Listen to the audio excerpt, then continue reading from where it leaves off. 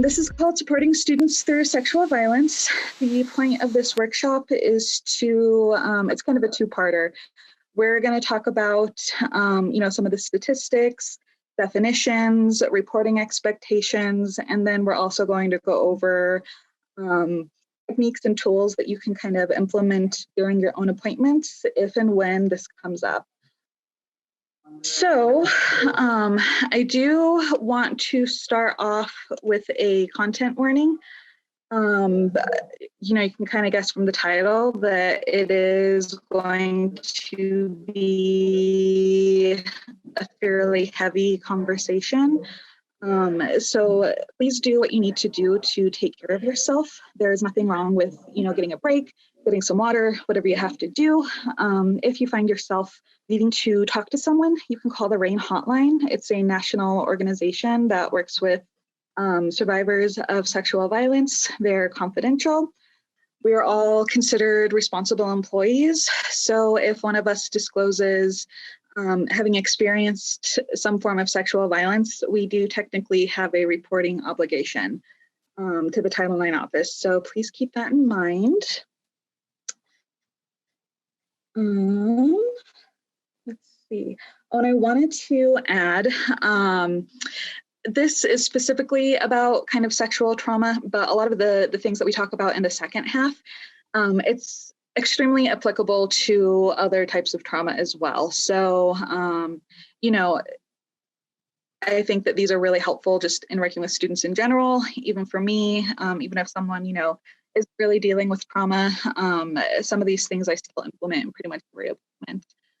And lastly, I wanted to just kind of give a note about terminology. When referring to people who have experienced sexual violence, kind of the two main terms that people use are survivor and victim. It's a very personal decision that I think should be left up to each individual, and some people may not identify with either term. For this specific presentation, the way that I've kind of used those terms is victim is used when we're talking about a population or a person who has not survived. So it's essentially referring to people who have died, and survivor is for people who are who lived through the experience. But please, if you're ever working with someone, use whatever term they prefer, or don't use one at all if they tell you they don't like either. So we're going to go through some definitions just to make sure that everyone is on the same page.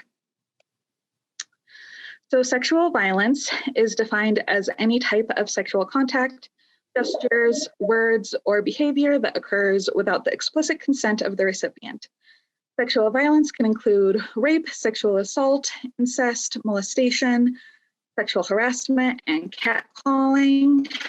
That list is not everything. There's a lot, but that's kind of some of the main ones. Sexual violence is not about sex or pleasure. It is about power and control. So you can see this infographic here. Violence against women takes multiple forms. Intimate partner violence, including physical, sexual, and psychological, sexual violence, female genital mutilation, forced and early marriages. Note about that is when people get married really young, like child type marriages before 18, they are far more susceptible to sexual violence, intimate partner violence, that type of thing. And then we also have femicide and trafficking. I also want to make a note that some of the infographics that I have are statistics and that type of thing. They're centered around women, but women are absolutely not the only people who experience this. Men experience it, non-binary people experience it. It is universal, but these conversations do tend to be centered around women. Especially because, non-binary people, they're often excluded from these conversations, so it's really hard to find information. Okay, sexual assault defined. The term sexual assault refers to sexual contact or behavior that occurs without explicit consent of the victim. Some forms of sexual assault include attempted rape, fondling or unwanted sexual touching, forcing a victim to perform sexual acts such as oral sex or penetrating the perpetrator's body, penetration of the victim's body, also known as rape. So sometimes sexual assault and rape are used interchangeably, but that's not necessarily the case when we go by the definition. Rape is anything that includes penetration, whether it's oral, vaginal, or anal. So this is a tweet. Best quote: "Rape is about violence, not sex. If a person hits you with a spade, you wouldn't call it gardening." I think that's a really good point. We hear, I think the language is important. Like, we hear news stories about a teacher has sex with underage students. That teacher did not have sex with their student, they raped their student. So being really cognizant of that type of thing. So intimate partner violence, it's kind of another thing under the umbrella of sexual violence. It's IPV. Sometimes it's referred to as domestic violence or dating violence.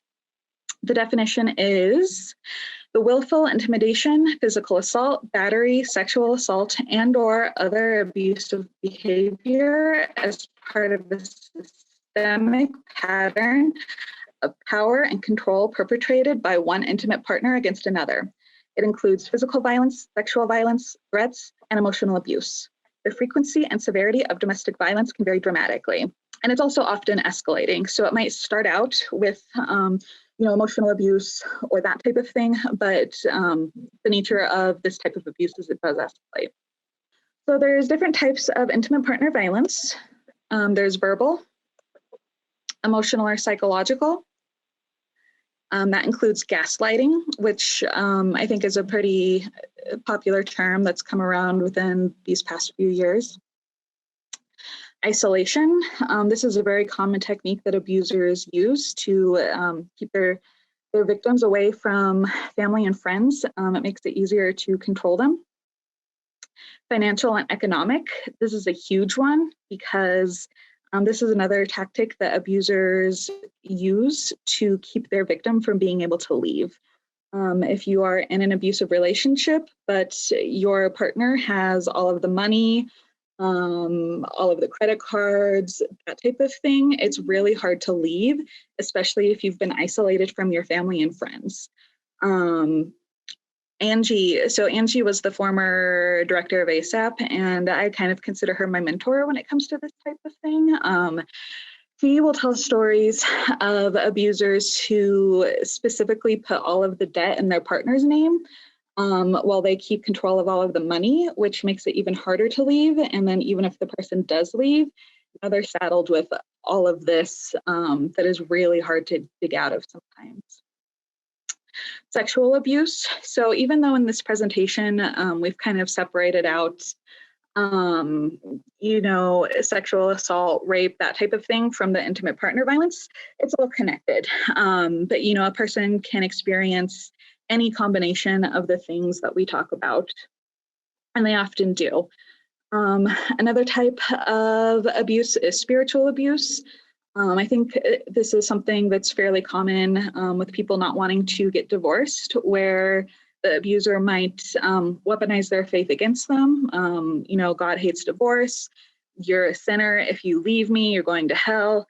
That can be very powerful for people who, their faith is important to them. And then there's also physical. I think this is kind of the main thing that a lot of people think about when we talk about intimate partner violence. So we have an infographic here. This is about violence against women. So more than 1 in 3 women will experience rape, violence, and/or stalking at the hands of an intimate partner in their lifetime. That's a high amount. 85% of intimate partner violence victims are women. 40% of mass shootings start with a shooter targeting his girlfriend, wife, or ex-wife. In nearly 60% of mass shootings, the gunman killed a current or former spouse, partner, or other family member. it's something for stories that's not talked about a lot, but in these mass shootings, if it was committed by a man, he almost always has a record of violence against women. I really feel like this should be talked about more, because when we talk about prevention of these crimes, that means that when we've learned that someone is violent, especially towards women, they're at risk for other violent crimes as well. A domestic abuser who has access to a firearm is more than 7 times more likely to kill his partner. And the leading cause of death for women at the workplace is homicide, most often at the hands of an intimate partner. So for me, those are pretty shocking statistics. Stalking. So the definition is any repeated non-consensual communication or verbal or implied threats or a combination thereof that would cause a person to feel fearful. Stalking, sorry, I'm catching up on my other PowerPoint. Stalking includes many different unwanted behaviors, including sending multiple texts and messages, surprise visits, hacking victims, leaving unwanted gifts, peeping, hacking social media accounts, and or threats. Stalking, out of all of these, I feel like kind of culturally, we're the least aware of this. I have this picture of John Cusack from the movie Say Anything. Oftentimes in our entertainment and media, stalking is portrayed as something that is romantic. You know, not giving up, fighting for what you want. But in reality, it can be completely terrifying. That's another way that abusers kind of assert their control over a person. If you had a chance to kind of go over those statistics that I sent, many times stalking does eventually end in death. So it's absolutely something that should be taken seriously. Stalking, unlike a lot of crimes, if you report it to the police, they will not investigate it. Essentially, if a person is being stalked, it is their responsibility to kind of build their own case. So if you're working with a student who tells you that they are being stalked, it's really important. And it doesn't just have to be a student. If you just know someone in your own personal life, it's really important that they write down every single interaction that they have with that person. Even if they're not sure if that person is around, even if they have kind of a funny feeling, they need to write it down, because that's going to be their evidence. And the other thing that they need to do is they need to put it in writing that they do not want to be contacted by their stalker. If they do not do that, they will not be able to get a restraining order. And I'm actually speaking from personal experience with that one. So those are 2 really important steps. Sexual assault on college campuses. Students are at an increased risk during the first few months of their first and second semesters in college. I think it's really the first few weeks of each semester that students are the most at risk. My guess, for at least the first semester, it's because I think there's more party, there's recruitment for Greek life, that type of thing. So I think that's a good thing to keep in mind. 13% of all students experience rape or sexual assault through physical force, violence, or incapacitation among all graduate and undergraduate students. So this includes all genders. That's a pretty high number. 13% doesn't seem like a lot, but when it's a population of thousands, you're pretty much guaranteed to work with a student who has gone through something like this. 23.1% of all transgender, genderqueer, and non-conforming college students have been sexually assaulted. So you see, it's almost double. So transgender students, they are more likely to experience this type of violence as well. 9 out of 10 rapes on college campuses are perpetrated by repeat offenders. The average college rapist raped 6 times. So this is a true statistic outside of college as well. The vast majority of rapes are committed by repeat offenders. So if someone has raped someone once, it's pretty likely that they'll do it again or they have done it before. So I think that's part of the reason that it's really important that we advocate for penalties for people who do commit rape. I think the statistic is something like 3% of rapists will ever serve any jail time. It's extremely low. So that means that these people are able to go out and continue being violent. So now we have a pop quiz. So I'm going to stop sharing the PowerPoint and we're going to, I'm going to open up the quiz and we can kind of see the answers as they come through. It's also in the, someone asked if you could repeat what is needed for a restraining order. Yes. So for the restraining order, it's really important that the person being stalked writes down every single interaction that they have with the person stalking them.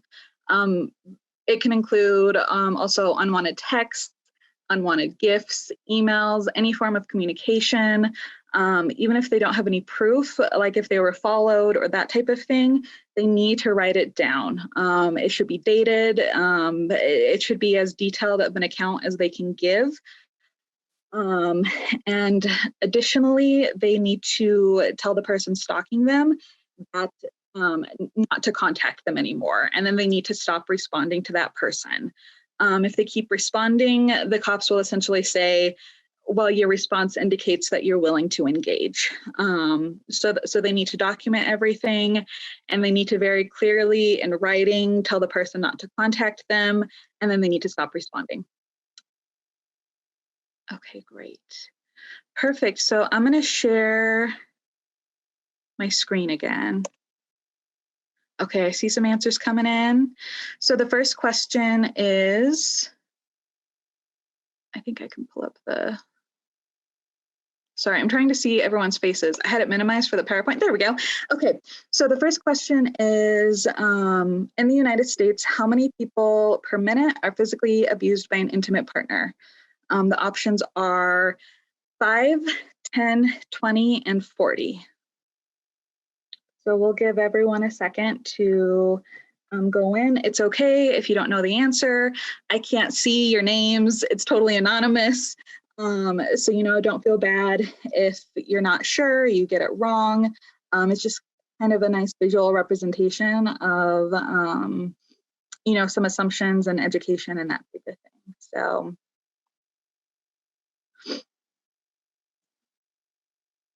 we'll give it a few seconds. And if you're not able to vote, that's okay. Like I said, we're on a bit of a time crunch. I crammed a lot in here. So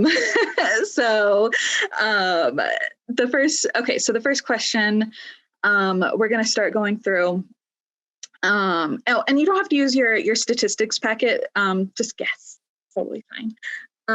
So the first question, the answer is 20. 20 people are abused per minute in the United States. It's a number that's hard to even, I think, really understand because it is so high. Second question, true or false? 8 out of 10 of all victims of rape knew their attacker. So we are 100% correct. That is true. According to ASAP's data at UNC, it's almost always 100% of students knew their attacker. I think a pretty common misperception that people have about rape and just sexual violence in general is that like stranger danger. It's the person hiding in the bushes. It's the guy. We got it. You got it? Good. It's the person who we don't know. But in reality, the majority of violent crimes are committed by someone who the victim knew. Next one. Okay. So people between the ages of blank are more likely to experience stalking. So the correct answer is between the ages of 18 and 24.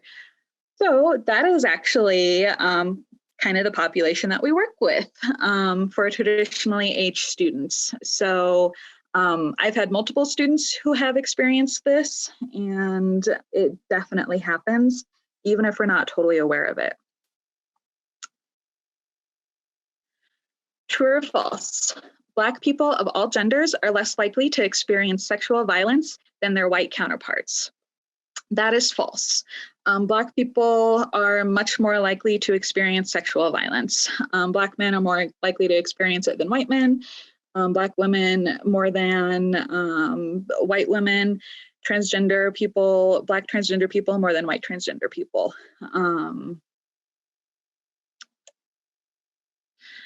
Approximately blank of women and blank of men with developmental disabilities have been sexually assaulted.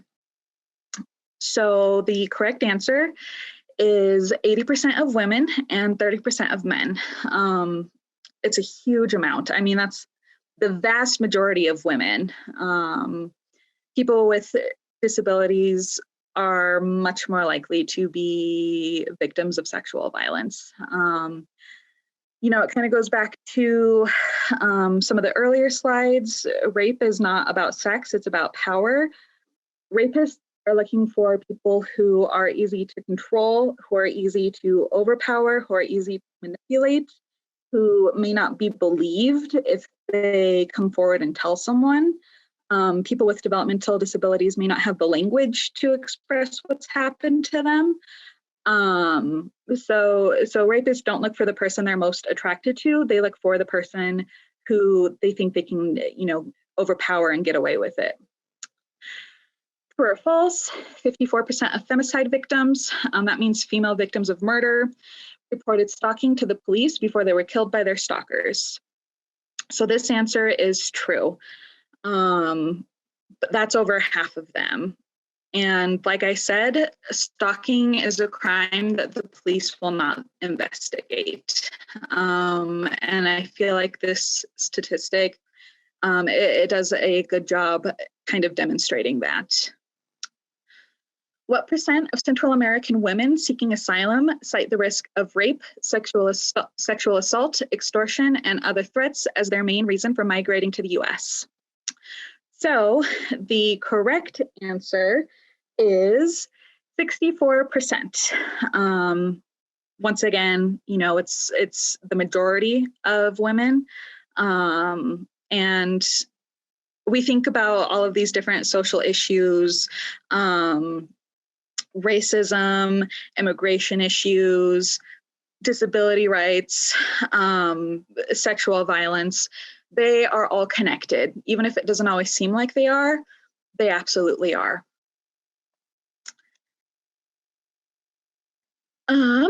Blank of Asian/Pacific Islander women reported experiencing sexual coercion from an intimate partner in the last 6 months. So the answer to this is 40.4%. Once again, that is a pretty high number.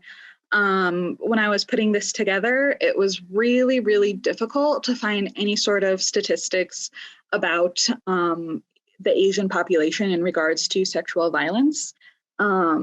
It's really hard to find specific ones because we know Asian is a very broad term, but they also, you know, they experience it. Transgender people are blank more likely to experience sexual assault than cisgender men.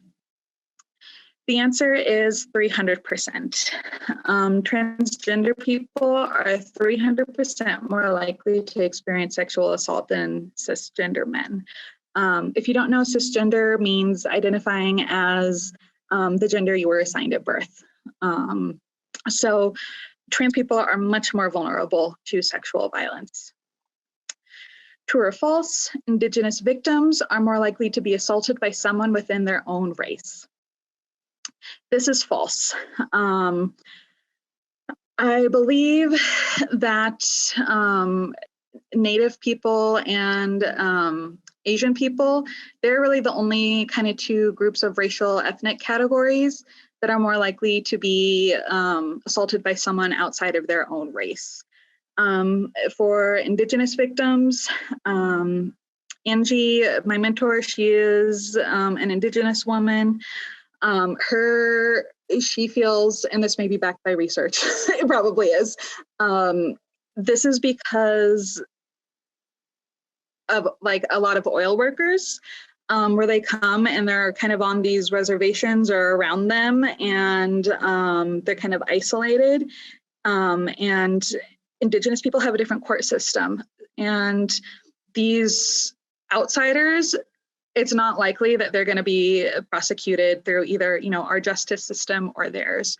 So it makes Native people, Native women especially, very vulnerable to these types of crimes. And then lastly, in the United States, how many women per day are murdered by an intimate partner? The answer is 3. 3 women every single day are murdered by their partner. It's a lot of people, so it should definitely be taken seriously. So that is the pop quiz. They're gonna take a 5-minute break. But like I said, please do, if you need a break, get up and take one. Does anyone want to share any kind of key takeaways that you talked about? You don't have to, but I'd like to give everyone the chance to, if you'd like. So. Well, my little group, we thought these were some really good questions to ask. And, you know, it made us think about a lot of the things in our, I guess, life that we hadn't thought about, especially when it comes to like media representation and how, you know, stalking is typically portrayed as something that's desirable, you know, that you're supposed to have. You should be flattered in such a way, even though it's quite dangerous to not listen to people when they say they are not attracted to you or don't want you around. But yeah, things like that. It's interesting. Thanks for sharing. Yeah. Anyone else?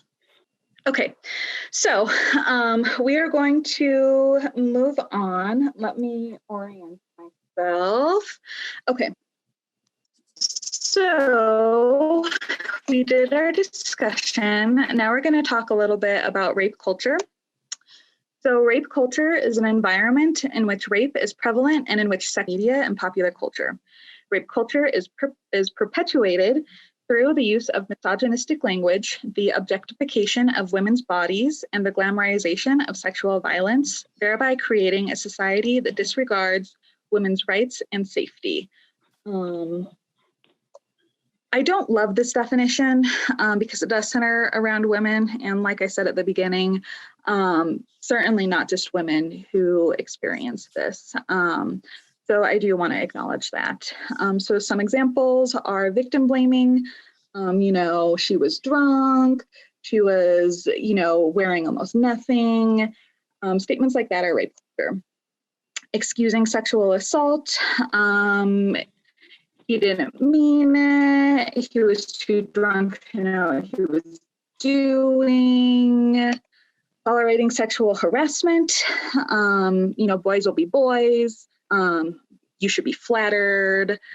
Inflating false rape report statistics. This is something that comes up a lot. I believe that the numbers are anywhere between 2 to 8% of these reports are false. Personally, I think it's on the lower end of that, and it's certainly no higher than any other crime. But for some reason, this comes up a lot. And when you think logically about it, it doesn't make sense, because when are rape victims ever treated with kindness and understanding in the media?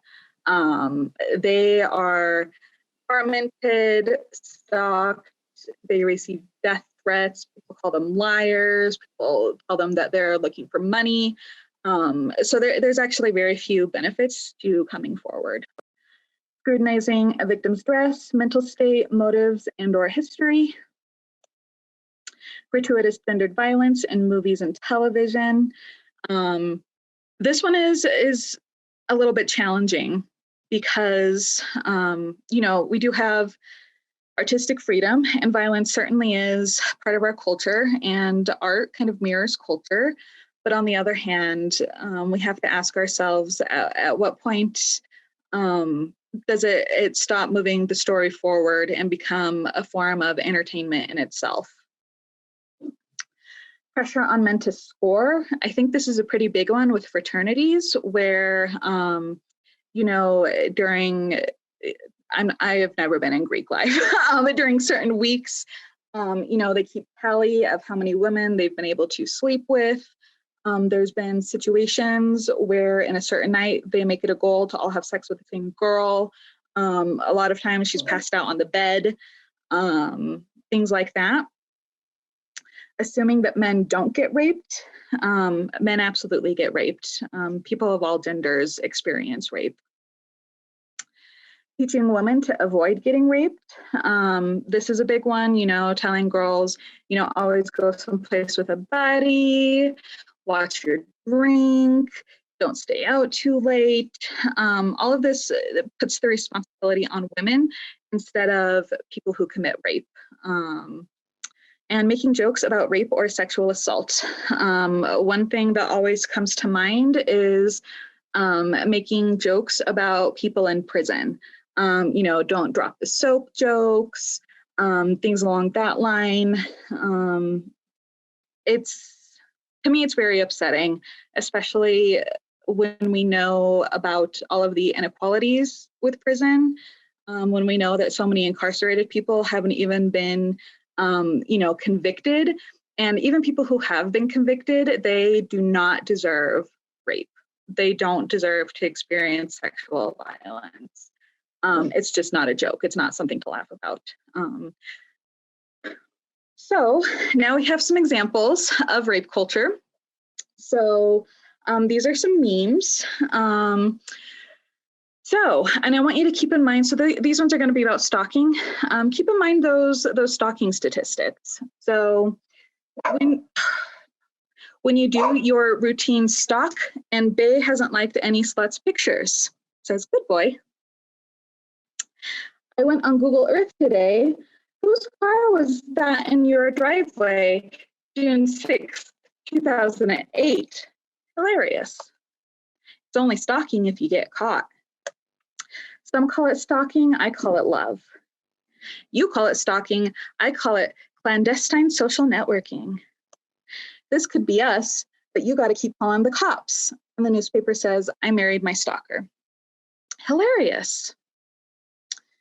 So we have another set. Sorry, I'm going to bring my notes down.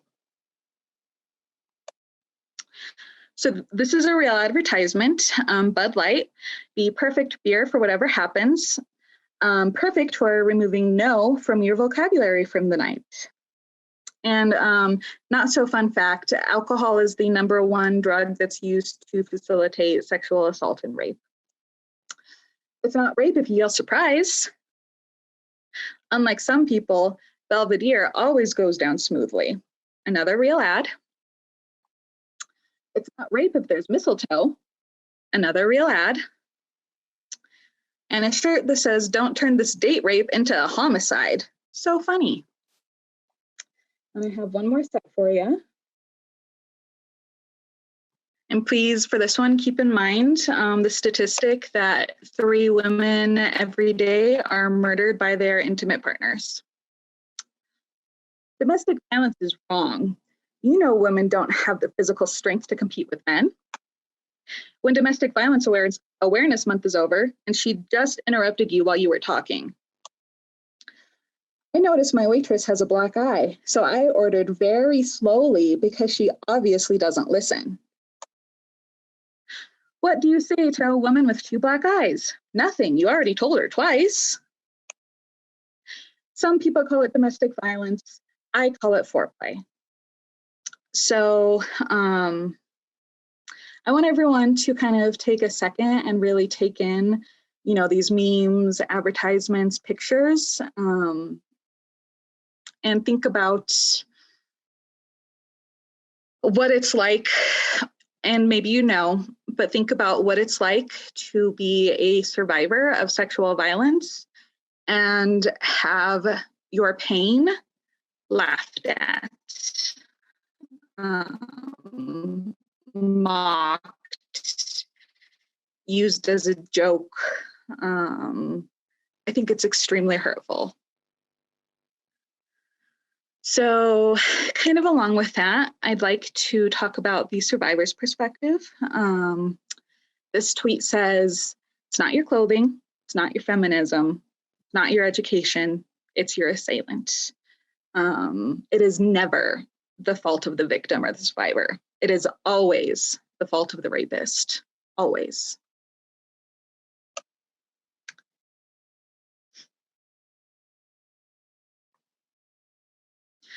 Because I was shamed and considered a party girl, I felt I deserved it. I shouldn't have been there. I shouldn't have been bad. Me too. I don't know if it means anything coming from a gay man, but it's happened multiple times. This is something that I hear a lot from men. I have a gay friend who told me that he had been raped, but he didn't feel like it counted because he wasn't a woman. I have an acquaintance who is gay, and this is a huge problem within the gay community. He was having sex with someone, it was consensual. That person removed his condom and infected him with HIV. That is another form of rape. I was a hijabi child, 13, who was wearing an abaya, going to pray Tarawih in Ramadan, and I got called disgusting names in the street. And this was a tweet in response to a hijabi woman never experiences this. Hashtag not me. This goes to show a person could be covered from head to toe, and they could still be a victim. Once again, it is never the victim's fault. Me too, because here's the reason: I'm terrified of going to doctors. This is a fairly common reaction. Either this person was assaulted by a doctor, or another fairly common thing, if a person in their past has experienced oral abuse, going to the dentist can be extremely traumatizing. It can have a lot of impacts that maybe we don't always think about. And then this is just Monica Lewinsky, hashtagging me too. I think we're all pretty familiar with her story. And I think it's another example of the media not taking things seriously, because she was very young, an intern, and, Clinton was president at the time, and he really used his position of power to manipulate her. And he really faced very few consequences. I know he was impeached. He was not removed from office. He's, it's not really affected his career, but I think it probably took her decades to come back. I can only imagine everything that she went through because of this.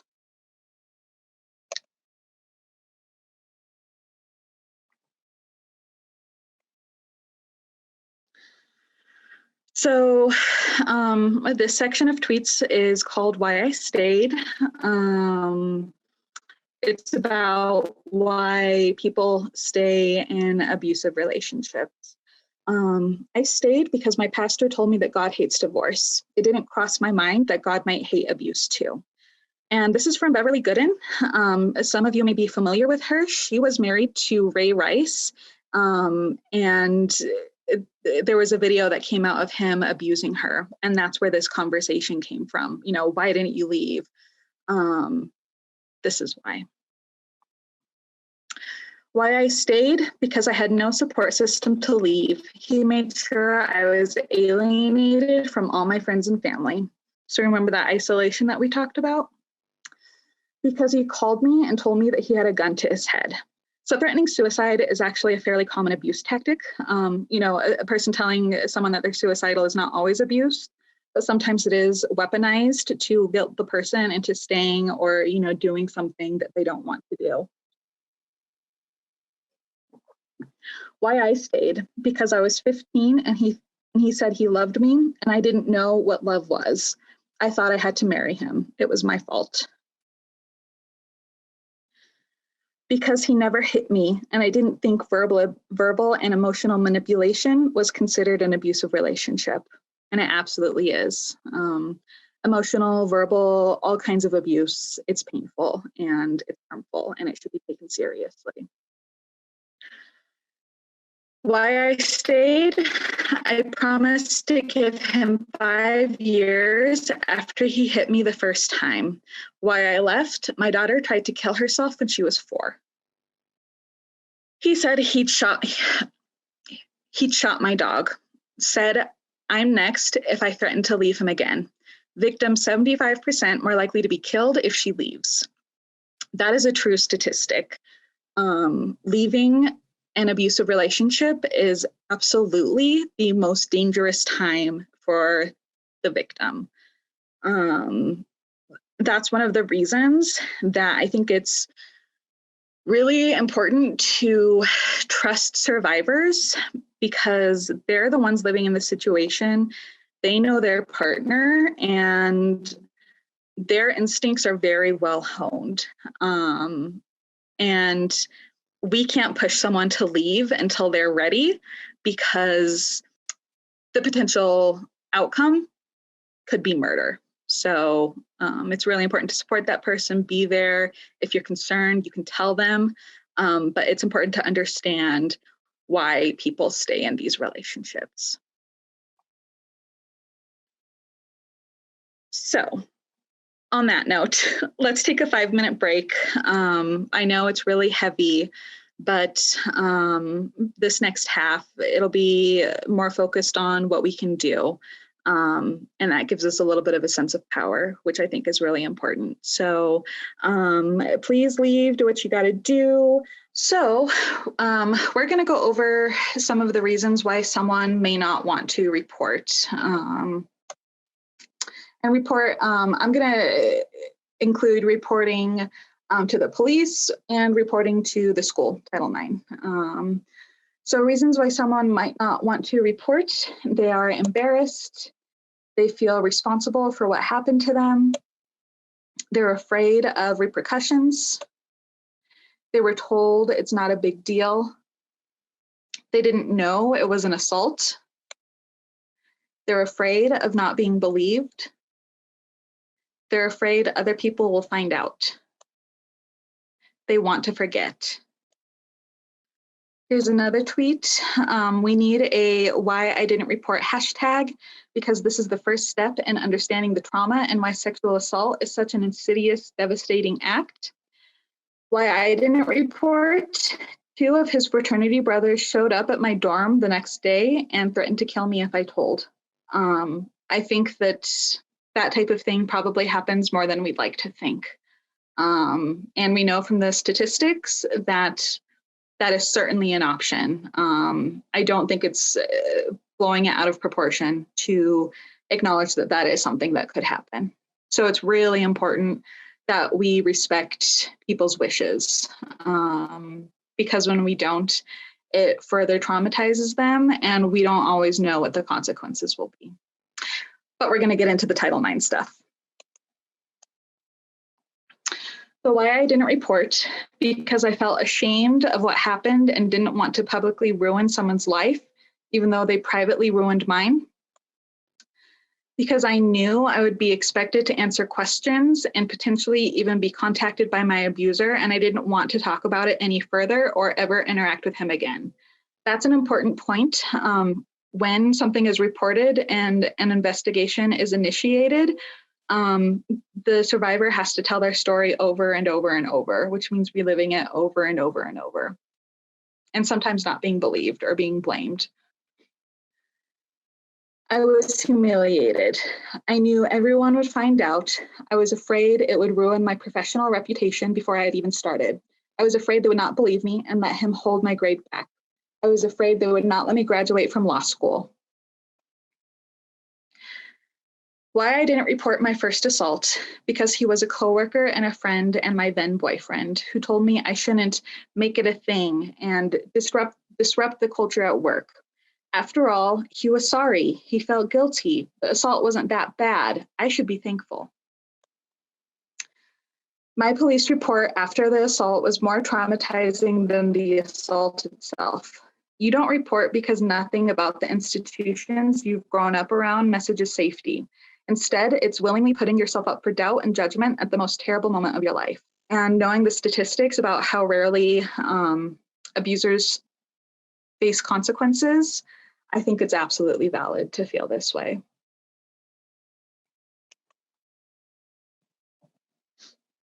So, along with that, when you're meeting with your students, if you feel like they are about to tell you that they have experienced some form of sexual violence, it's really important that you try to interrupt them before they get too far into it.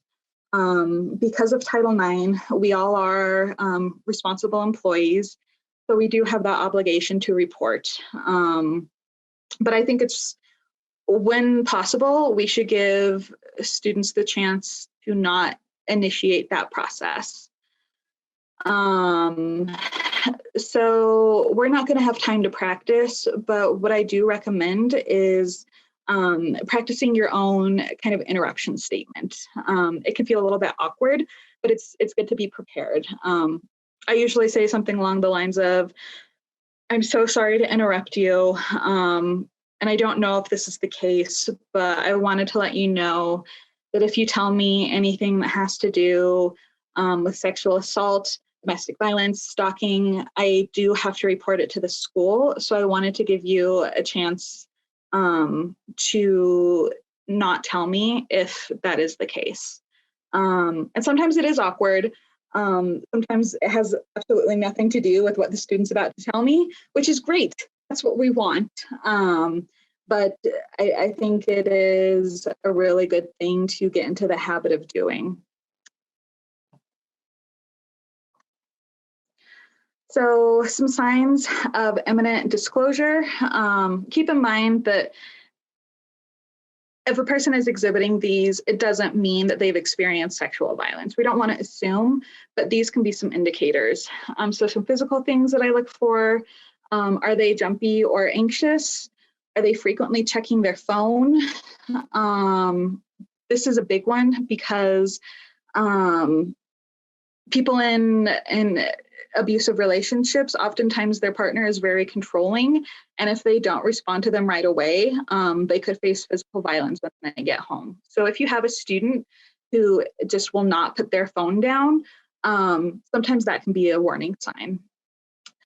Lack of eye contact, contact. Gosh, you go through something so many times trying to make sure it's perfect, and you always miss something. Issues with hygiene, teary eyes, if it looks like they're about to cry or they are crying. Rejecting a handshake can sometimes be a sign. And if they're shaking or trembling, which is oftentimes like adrenaline running through them because they're scared or something's come up. Some of the phrases that I kind of listen for: I've been going through something bad happened, I was in a toxic relationship, I went to a party, I haven't told anyone this. And I see a bunch of chat stuff. Do we have any questions, Chris? No, Haley just had a comment that she uses the clause pause that HR told her during orientation. So if a student is in the middle of maybe disclosing something, she puts her hands up like bear claws, which stops the student's sentence, then explains the reporting requirement. Good tip. I have not heard that. Sorry, I don't remember who it was in HR, but it really stuck with me to remember my clause pause to get them to. I love that. Thank you. That's a great tip. So yeah, it's really important to kind of give that student a chance to not initiate that Title IX. So I have here the Title IX statement. We don't need to read the whole thing, but this is the recommended statement for faculty to put on their syllabi. It essentially says if you disclose anything past, present, or future about sexual violence in any way, whether it's written, in person, then we have to report it to Title IX. That goes for staff too, it's not just faculty. So, how to respond to a disclosure. Sorry, I'm gonna mute real close. Okay, so how to respond to a disclosure. So these are some phrases you can use. It's really important to say things in your own words though. So, you know, if you want to use this as kind of like a off point, that's fine. You want it to sound authentic. You don't want it to seem like you're reading a script. But some things you can say: I believe you. It took a lot of courage to tell me about this. It's not your fault. You didn't do anything to deserve this.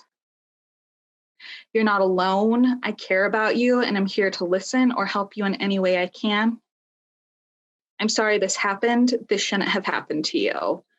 One thing that Angie would say is it is an honor and a privilege to have someone confide in you this way. So I do try to treat it like that. You know, this person feels safe with you, safe enough to, you know, tell you about probably one of their darkest moments.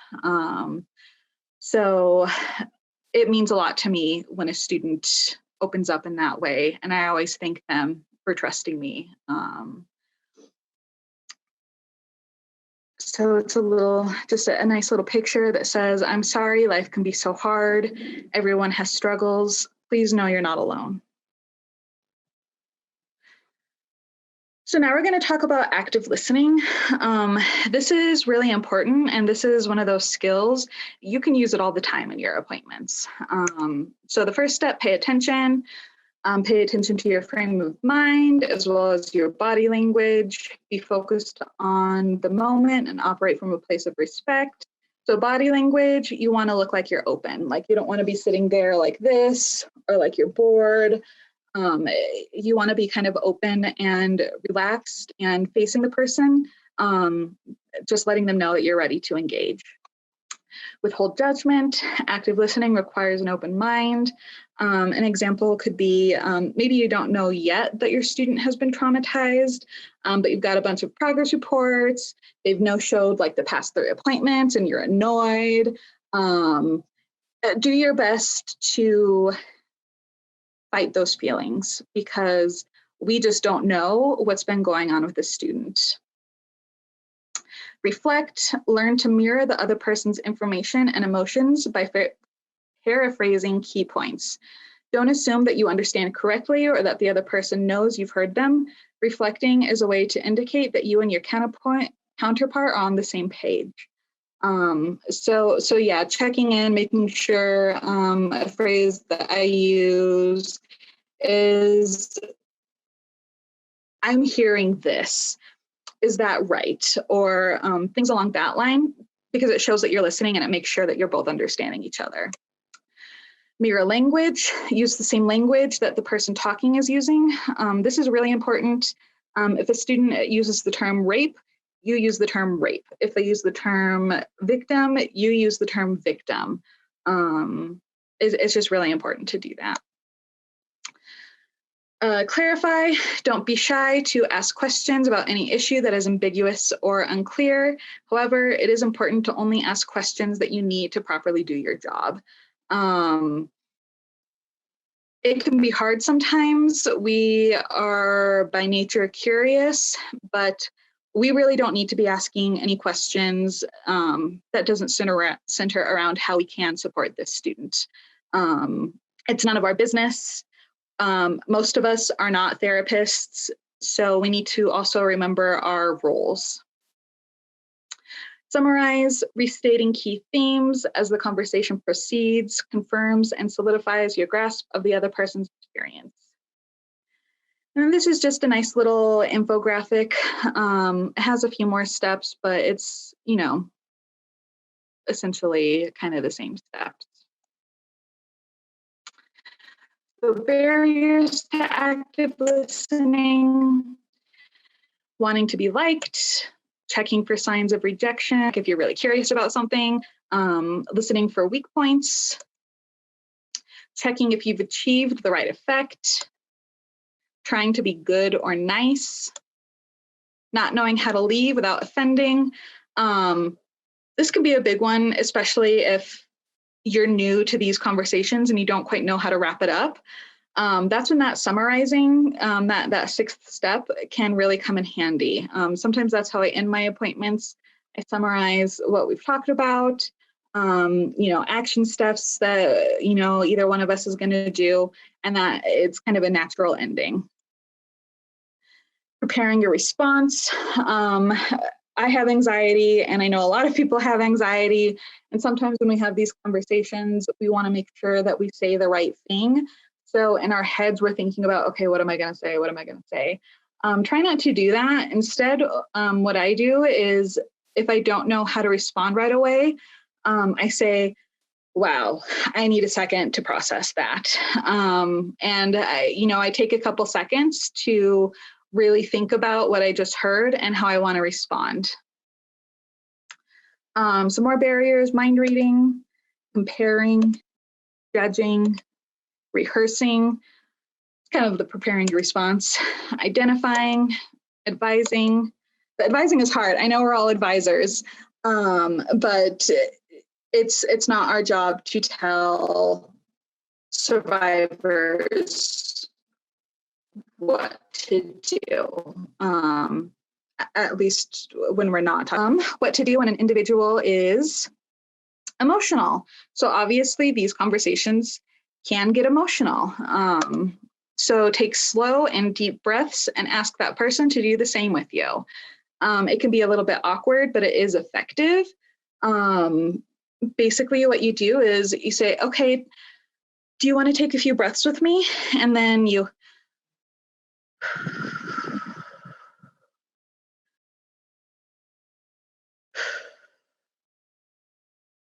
and try to get the person to do it along with you to kind of help regulate that breathing and calm them down a little bit.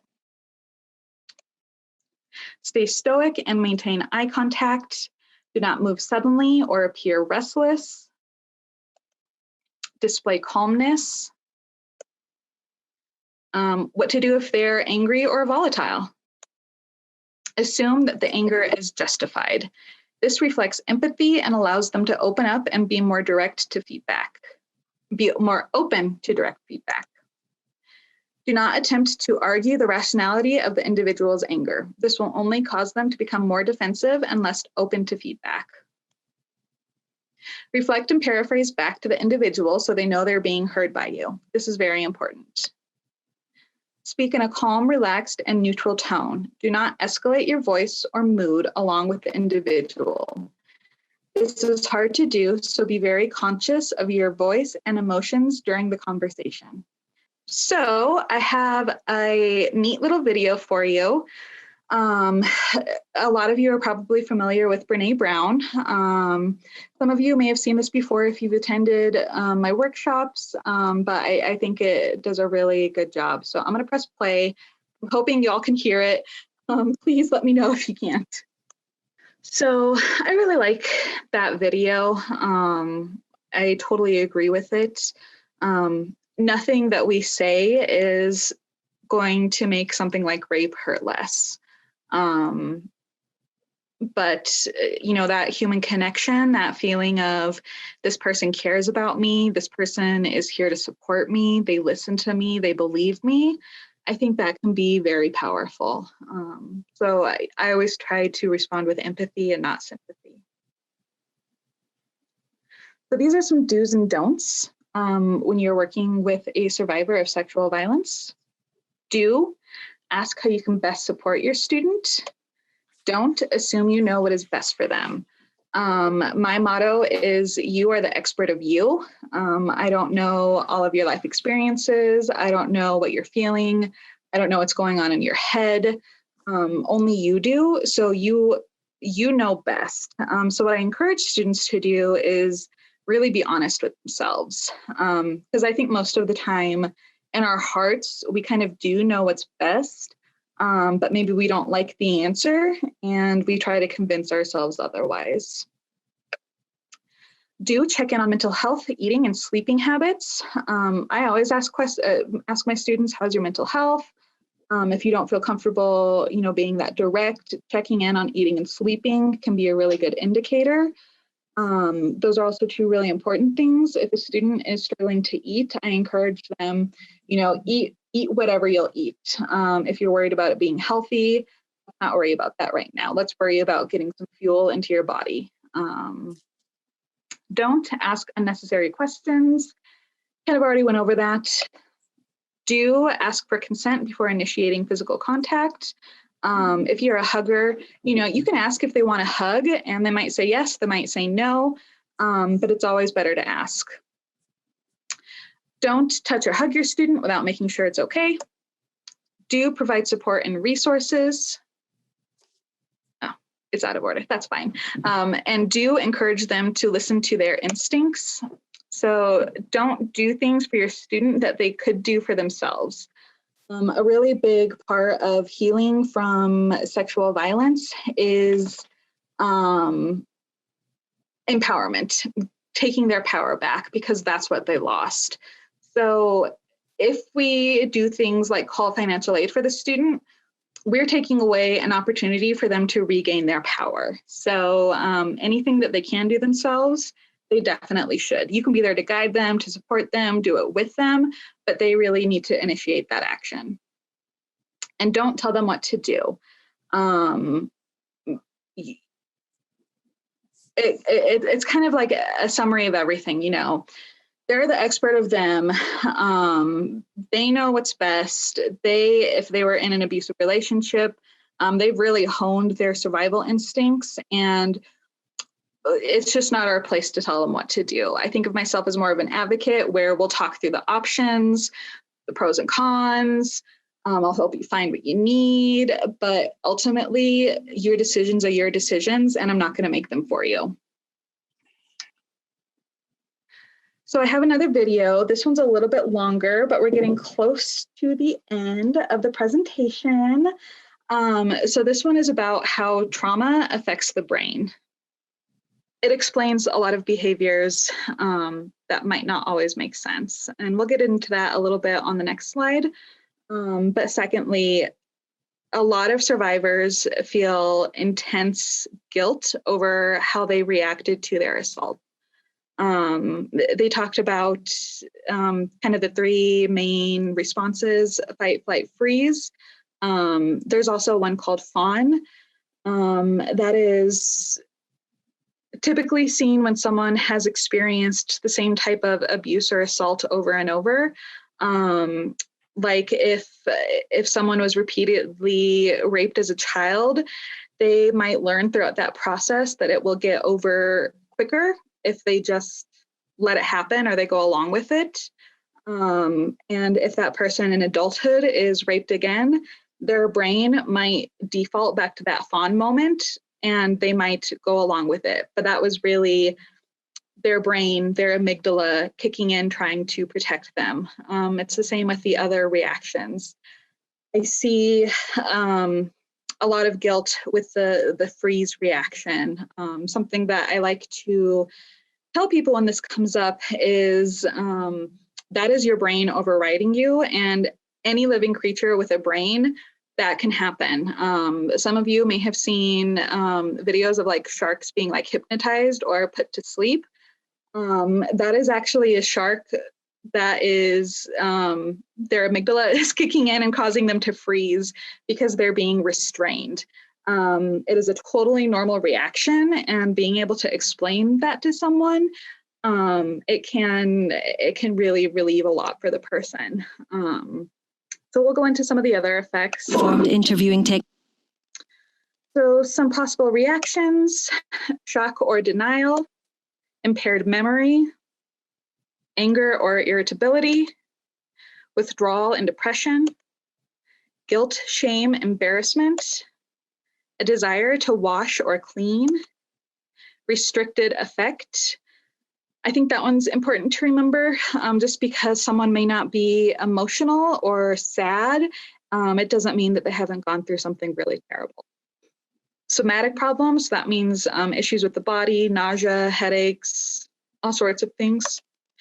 Difficulty concentrating, increased risky behavior. Sometimes you might see survivors doing something that's counterintuitive to what we might think. Like they might go out partying more, or they might have more sex than before. That is definitely a trauma response. Suicidal ideation and or attempts, self-harm, eating disorders, low self-esteem, panic attacks. Okay, sorry, I think the mailman's here. Difficulty sleeping, substance use, and that was the last one. So this is not a comprehensive list by any means, but keep these things in mind when you're working with students, and not just with sexual trauma, any trauma. All of these things can happen. So when we see a student who we feel is being really irresponsible or is totally disengaged or doesn't seem to care, it could be that they've gone through something really terrible and they now have PTSD. That's not always the case. Once again, we don't want to, jump to the worst case scenario, but have it in the back of your mind that, we don't know what's going on with the student, and something like this, it very well could be, the issue. So the last thing we have planned is going through scenarios in small groups. The scenarios are in your packet. There's 3 of them. I'd like you to kind of go through and discuss. You probably won't have time to get through all of them. And at the bottom of your packet, there's a list of resources, including links. There's some other great ones on there, great for education. I really recommend looking at those. So I'm going to take over the screen sharing for just a moment and remind everybody about the small local actions that we had talked about, and all of you at the last E&I event in December. All of your groups came up with really great ideas on the sort of hyperlocal, your individual unit level, as well as the institution and all sorts of stuff. So at that local level, thinking about what you as individuals can do, as well as what you can do in your units. There were 4 themes across all of the groups. And so I'm just here to remind you of these, and I'll make sure I send this PDF to you. So if you want to share it with your team members who couldn't join us today, maybe print it, hang it up somewhere, do that. But just as a reminder, the 4 things that we all can do and should be doing right now, and we'll check in on at the last E&I event of the semester. Our first commit, everyone had some variation of this sentiment of, I am going to actively commit to these opportunities. I'm going to follow through on equity and inclusion initiatives. Second was about watching videos and trainings. And so I want to announce, remind, let you know that the Canvas course from Equity and Inclusion has been launched for the campus community. So go ahead and log into Canvas and you should see that course automatically there. And if you don't, let me know and we'll figure out where it went, but it should be launched. I have already gone through it. I spent about an hour, and you could, spend a long time. And so I encourage you to go through and really reflect and think about it. Also, make sure if you haven't already, join the mailing list for the Office of Equity and Inclusion, but also think about all the mailing lists from our cultural services centers. They have great content, and then set aside time to read it. Number 3 was about being accessible. Everyone talked in some way about wanting to really assess and evaluate the language that you're using in emails and your practice, and then really making sure your student meetings aren't just assumed to be like a Zoom with the video on, offering other things, phone calls, making sure students feel encouraged if they can't access something like video chat. And then last was reflect. Everybody wrote about wanting to reflect. And so before you log off or go home at the end of the day, make sure that you go ahead and schedule 15 minutes a week on your calendar. And this 15-minute block is going to be time for you to reflect on what types of equity and inclusion work you have or maybe have not gotten to that week, and then advocate for some group reflection time among your teams. So 4 things you can do it. Keep each other accountable and take these hyperlocal actions so we can all move forward. With that, zoom them away. Thanks, Haley. Chris, do you want to send everyone to their breakout rooms? Yeah, and I just want to say a special, huge thank you to Sam for presenting today. She did a lot of educating. She had a dynamic presentation, and I think we all learned a lot. And I appreciate that she was willing to present on a topic that we rarely talk about. So again, pick Sam up on if you've got more questions and you want to have some more conversations. I'm sure she would be happy to answer those. Thank you, Sam, for sharing your expertise with this group. Thanks, Chris. Happy to do it. All right, I'm going to send you all to your rooms. It should be the same room as last time.